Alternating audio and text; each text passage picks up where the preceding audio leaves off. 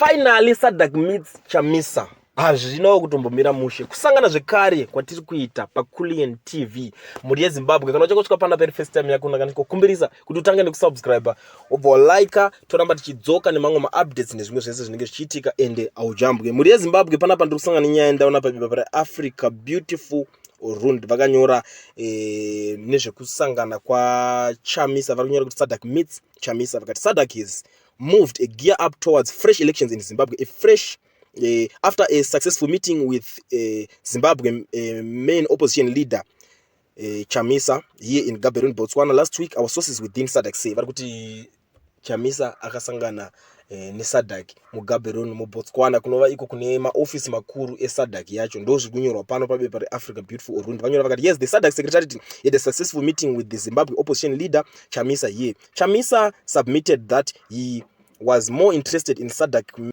mediation in the Zimbabwe political crisis, a process he believed should produce a transitional authority that will lead Zimbabwe into fresh elections. It's all falling in a place as SADC has since communicated this to the Harare administration 2 weeks ago. Our sources within SADC say it is important to note that Nelson Chamisa is not direct SADC processes, as our political science professor based in Florida says. SADC due processes to resolve the political crisis in Zimbabwe brought about by a flawed election process, which SADC dismissed as falling short of the revised SADC guidelines and principles of a democratic election, are not affected by what Nelson Chamisa or Emmerson Mnangagwa thinks or do. SADC is just briefing them on the stages in the ongoing processes to correct the illegitimacy.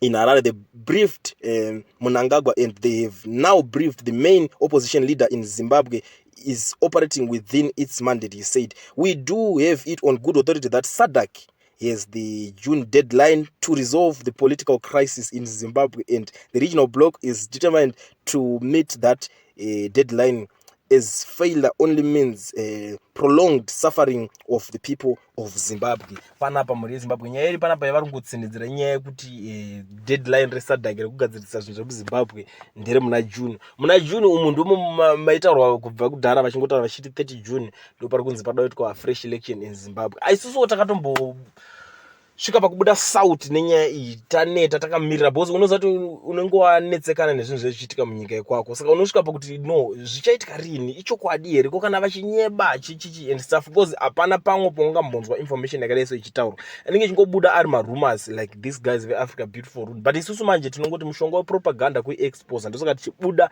nenyaya idzi patinenge tangodziona because tichitsvaga information yese iri relevance tichingoya nayo paground